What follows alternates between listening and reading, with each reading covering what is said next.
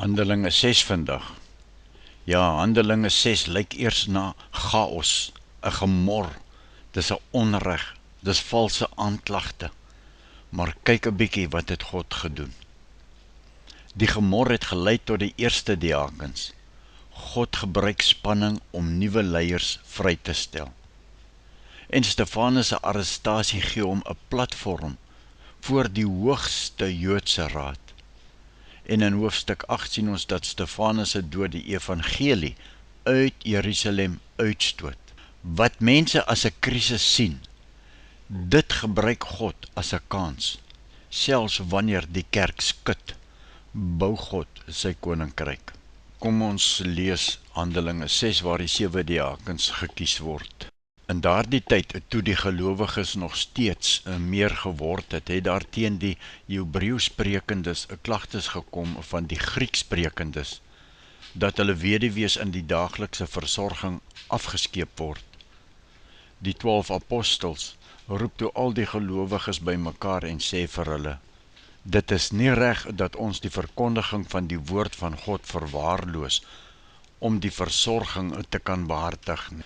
Nou broers, soek 7 mans onder julle uit wat daarvoor bekend is dat hulle vol van die Heilige Gees is en wysheid het, sodat ons hulle vir hierdie taak kan aanstel. Ons sal dan al ons aandag aan gebed en die bediening van die woord bly gee.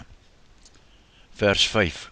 Die voorstel het by al die gelowiges byval gevind, en hulle het Stefanus gekies, 'n man met 'n vaste geloof en vol van die Heilige Gees. En verder Filippus, Prochorus, Nikanor, Timon en Nikolaas, wat van Antiochia afkomstig was en van tevore uit die heidendom tot die Jodendom oorgegaan het. Die gelowiges het hulle voor die apostels gebring, en die het vir hulle gebid en hulle die hande opgelê.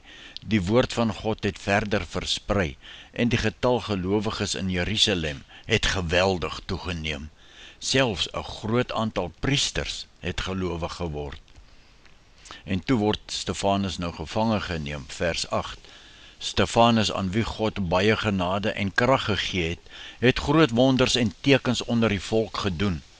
Party van die lede van die sinagoge van die vrygelate slawe, soos dit genoem is, wat bestaan het uit Jode, wat van Sirene en Alexandrië afkomstig was. Hulle het toe saam met die Jode wat van die provinsie Cilicië en Asië gekom het, met Stefanus begin redeneer. Hulle was erger nie opgewasse teen die wysheid wat hy van die Gees ontvang het en waarmee hy gepraat het nie. Toe het hulle mense omgekoop om te sê: ons het hom teen Moses en God hoor laster.